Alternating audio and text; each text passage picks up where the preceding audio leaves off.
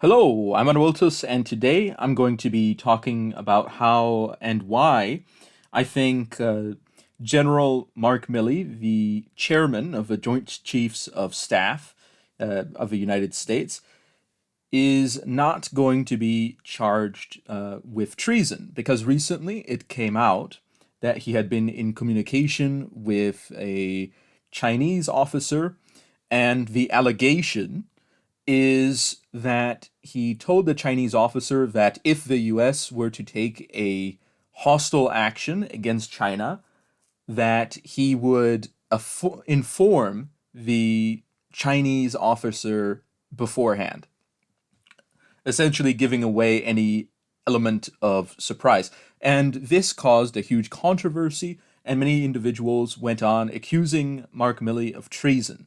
And I'm going to explain to you today why I don't think that Mark Milley is going to be charged with treason for this.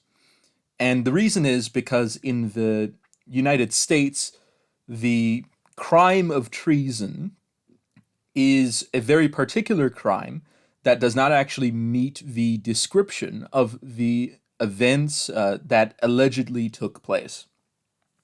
Now, the crime of treason in the United States is, of course, described in the U.S. Constitution, particularly here in Article 3, Section 3.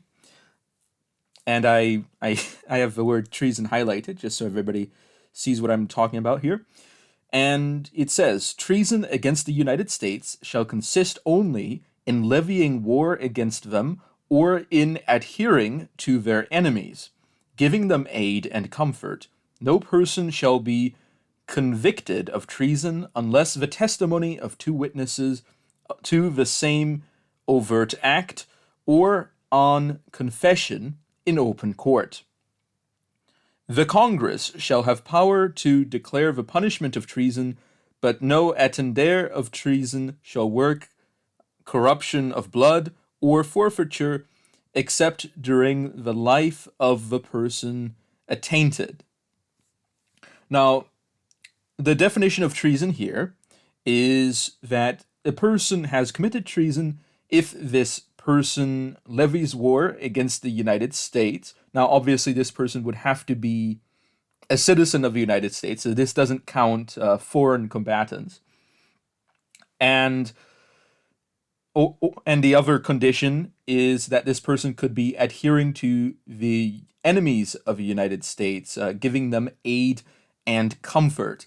Now, the question here is China, is the People's Republic of China specifically, an enemy of the United States? Well, the United States has not declared war against the People's Republic of China. Now, while you could argue that both countries have already begun taking covert actions against each other and that they are positioning themselves in geopolitics, etc., unfortunately, under the current way that the U.S. conducts its international policy, such acts, even though they might be considered hostile, don't actually constitute war. And therefore, because it formally is not considered a war, the People's Republic of China cannot therefore be considered an enemy of the United States. And also, the other condition, levying war against the United States, well, Mark Milley didn't actually take any hostile action against the United States, or to be more exact, any action of military force, and therefore was not involved in levying war against the United States directly in any way. So, another thing is that the People's Republic of China or the Chinese Communist Party, neither of those have been declared terrorist organizations. And before people ask me, why am I bringing this up? Well, because in the United States, the term terrorist actually has a very important political meaning in the US Code, where if somebody is declared a terrorist, then essentially the rules of war, as the United States has subscribed to them, don't actually apply to that person. So it's not actually a description of the types of damage that a person does, but it's more a means for the government to get around having to play by the usual political means. But anyway, the People's Republic of China is not an enemy of the United States in the sense that it is not at war with the United States, and the United States is not at war with it, and it has not been declared a terrorist organization. Therefore, the second condition also does not fit the description here. But you might say the Constitution isn't the only place where this is described in particular. And that's right, it's not. In U.S. Code, Title 18, Chapter 115, Section 2381, there's a description of what treason is. So here it is. Whoever owing allegiance to the United States levies war against them or adheres to their enemies, giving them aid and comfort within the United States or elsewhere, is guilty of treason and shall suffer death or shall be imprisoned not less than 5 years and fined under this title, but not less than $10,000, and shall be incapable of holding any office under the United States. And that would include, I would assume, military posts such as the Joint Chiefs of Staff. But this actually uses essentially a very, very similar definition to the one used in the Constitution. And the reason is because it has to, because it's in the Constitution. And therefore, Mark Milley also would not be condemned under this particular law. But that doesn't mean that he couldn't be charged under any law. And I think this is where we get into the actual meat of this, is asking ourselves, what could he actually be charged with? Now, I'm not an expert on all of the laws in the U.S. Code or all of the laws in the military code, but here's one. For example, activities affecting armed forces generally. Whoever with intent to interfere with, impair, or influence the loyalty, morale, or discipline of the military or naval forces of the United States, advises, counsels, urges, or in any manner causes or attempts to cause insubordination, disloyalty, mutiny, or refusal of duty by any member of the military or naval forces of the United States, or distributes, attempts, etc., for the purpose of this section, the term military or naval forces. Okay, and it gives some definitions. I don't think that this really applies to Mark Milley, and the reason why I don't think it does is because this seems to be looking at somebody who's not in the military or somebody in the military telling somebody else in the military to do something against the United States.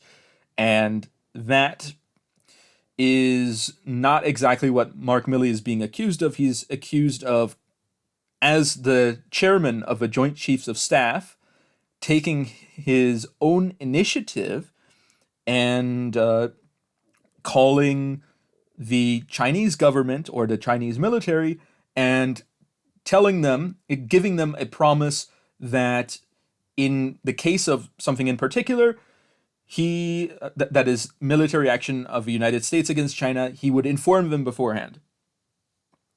So there we go. And of course, this was done without the president's knowledge. And this is one of the reasons why this is a problem. Now, even if the president had knowledge of this, it would still be a pretty weird thing to do. We're going to attack you, but we're going to tell you beforehand.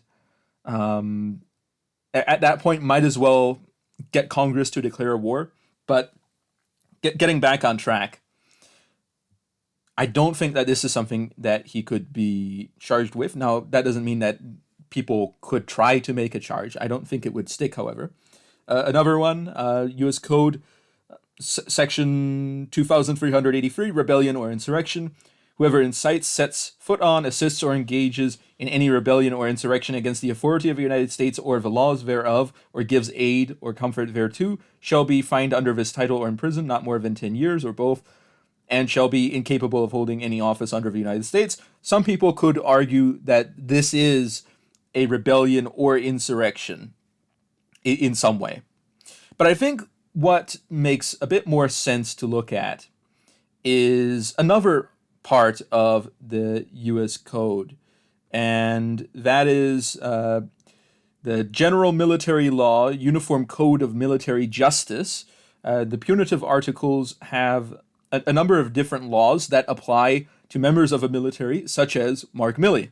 So this is really where you get into it, where he could be court-martialed and therefore held to account for violations under the code. So here's one. Any commissioned officer who uses contemptuous words against the president, the vice president, Congress, the secretary of defense, the secretary of a military department, the secretary of homeland security, or the governor or legislature of any state, commonwealth, or possession in which he is on duty or present shall be punished as a court-martial may direct.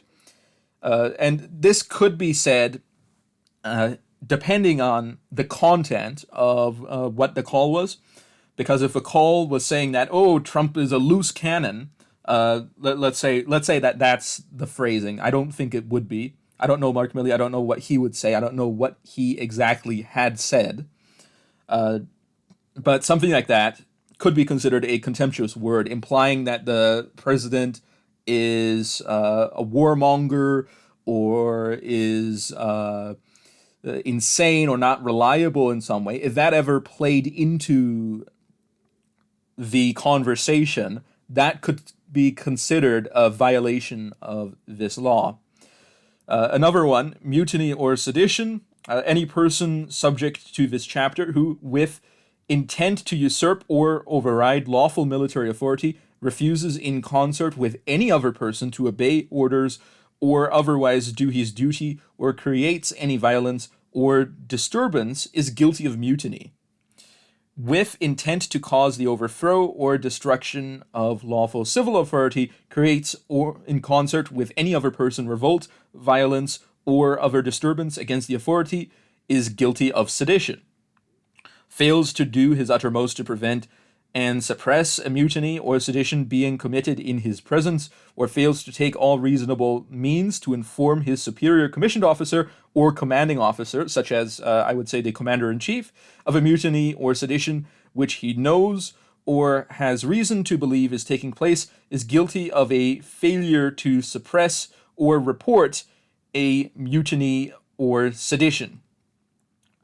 Be a person who is found guilty of attempted mutiny, mutiny, sedition, or failure to suppress or report a mutiny or sedition shall be punished by death or such other punishment as a court-martial may direct. Now, here's some things. The U.S. president, as the commander-in-chief, is considered a lawful military authority.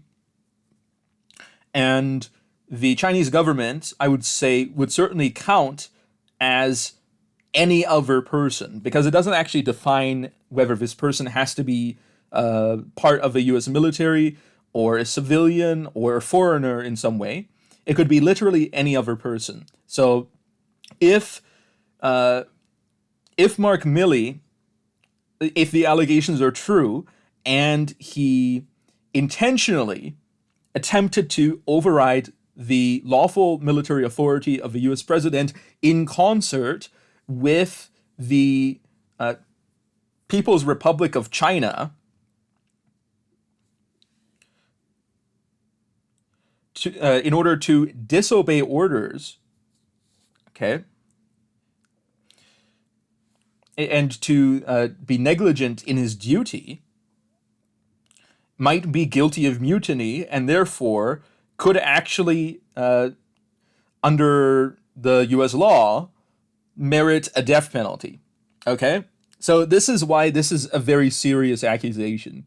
Because if because this is essentially the military version of treason. That is the military code's version of treason.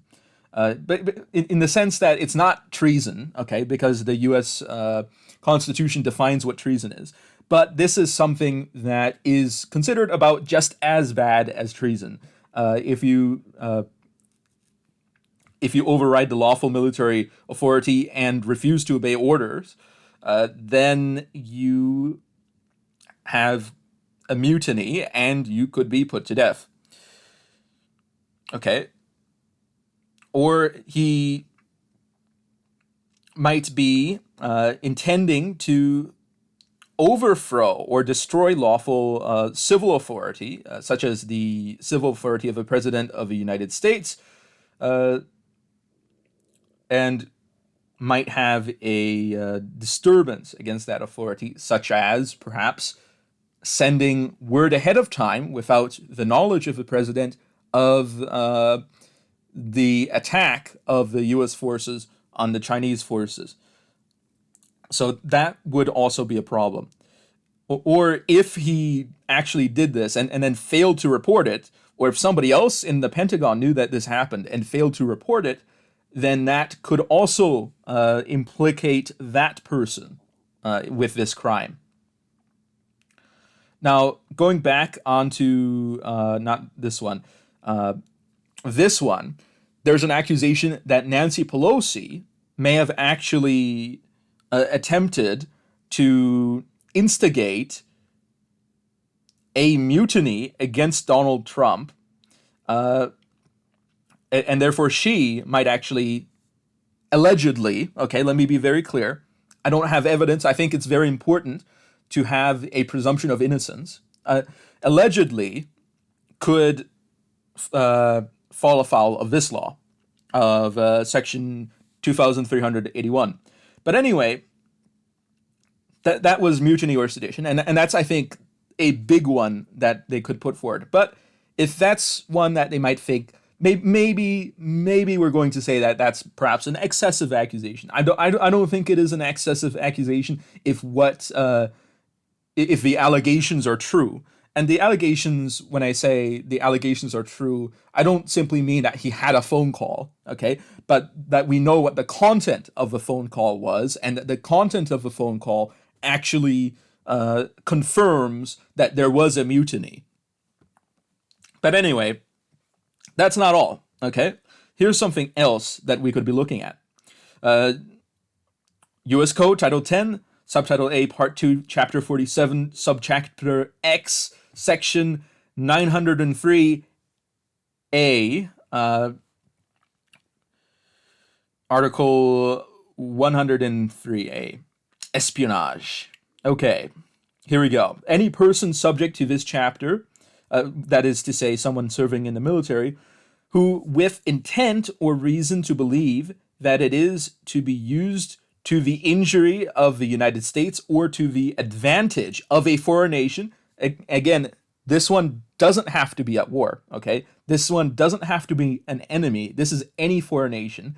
Communicates, delivers, or transmits, or attempts to communicate, deliver, or transmit to any entity described in paragraph 2, either directly or indirectly, anything described in paragraph 3 shall be punished as a court-martial may direct, except that if the accused is found guilty of an offense that directly concerns A, nuclear weaponry, military spacecraft or satellites, early warning systems, or other means of defense or retaliation against large-scale attacks.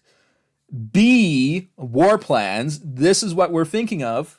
This is what he is accused of having promised to send in the case that they might be put together. C, communications intelligence or cryptographic information. Or D, any other major weapon system or major element of defense strategy. The accused shall be punished by death or such other punishment as a court-martial may direct. So death is on the table, okay? The court-martial may decide, we might take this off the table. Maybe they're feeling merciful that day, or maybe they think it's not going to be a problem. But I think from time to time, it's important to really hammer in that death is on the table. I think that that's important. But anyway, that's just my opinion here. 2, an entity referred to in paragraph 1 is a foreign government. That is the People's Republic of China, for example. B, a faction or party or military or naval force within a foreign country, whether recognized or unrecognized by the United States. So this could be, for example, the People's Liberation Army, which is the Chinese military. Or it could be the Communist Party of China, the Chinese Communist Party. C, a representative, officer, agent, employee, subject, or citizen of such a government, faction, party, or force, such as his counterpart in China. Okay, we're ticking all the boxes here. Okay, and 3, a thing referred to in paragraph 1 is a document, writing, codebook, signal book, sketch, photograph, photographic negative, blueprint, plan, map, model, note, instrument, appliance, or information relating to the national defense. And that information could be the exact thing that we are looking for here. So, B, no person may be sentenced by court-martial to suffer death for an offense under this section article unless A, the members of a court-martial unanimously find at least one of the aggravating factors set out in subsection C, and B, the members unanimously determine that any extenuating or mitigating circumstances are substantially outweighed by any aggravating circumstances, including the aggravating factors set out in subsection C. 2, findings under this subsection may be based on evidence introduced on the issue of guilt or innocence, evidence introduced during the sentencing proceeding, or all such evidence. 3, the accused shall be given broad latitude to present matters in extenuation and mitigation. So yes, if Mark Milley has a good point as to why what he did was entirely legitimate, let him make his point, okay? Now that being said, I think that the law should be followed to its statutes, and if the allegations are true, to the extent of which they have been made, then I think that Mark Milley could be facing a death penalty. Although, let me be honest here, I don't think that the U.S. government has very much, you could say, gusto, very much vigor in law enforcement nowadays. So I don't know if it's going to happen. Let's be honest here. Even if he checks all the boxes, it might not actually happen. But anyway, see, a sentence of death may be adjudged by a court-martial for an offense under this section article only if the members unanimously find beyond a reasonable doubt one or more of the following aggravating factors. 1, the accused has been convicted of another offense involving espionage or treason, for which either a sentence of death or imprisonment for life was authorized by statute. Okay.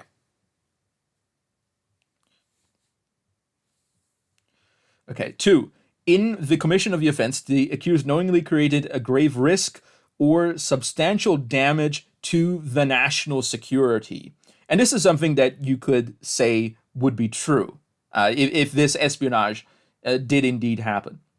3, in the commission of the offense, the accused knowingly created a grave risk of death to another person. Okay. 4, any other factor that may be prescribed by the president by regulations under section 836 of this article. And I'm not going to go over it right now, but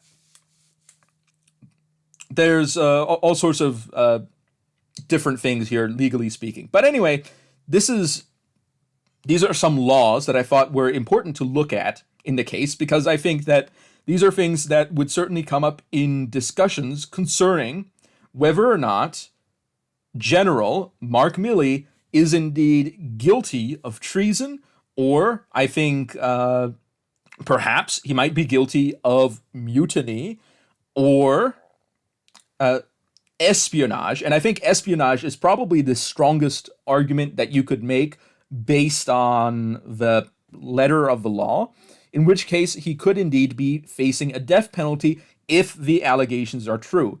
So here's what I'm going to say.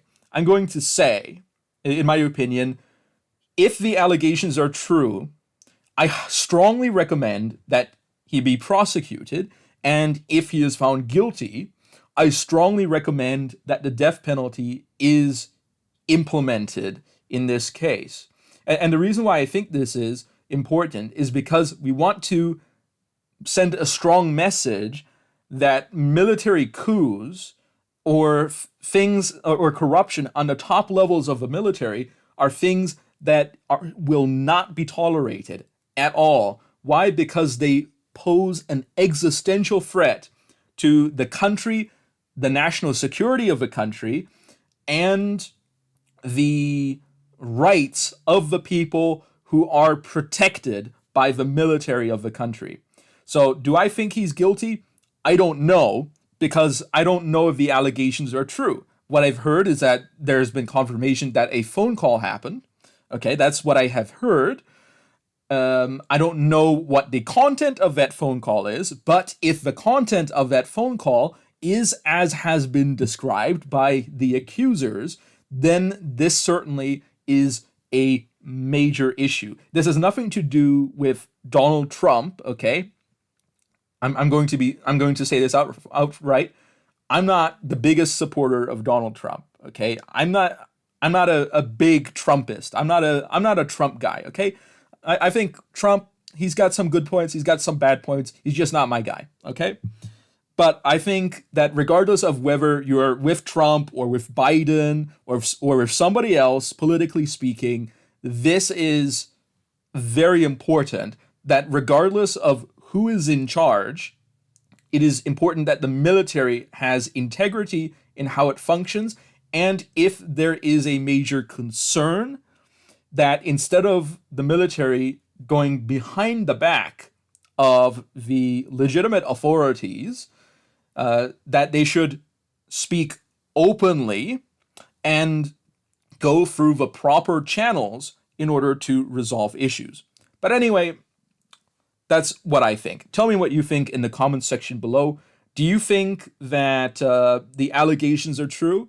Do you think that if they are true, which crimes do you think should be the charges? What should the charges be? And if he is guilty of charges that might mandate or warrant the death penalty, do you think that it should actually be carried out? Tell me what you think in the comments section below. Thank you all for watching. I've been Anawiltos, over and out.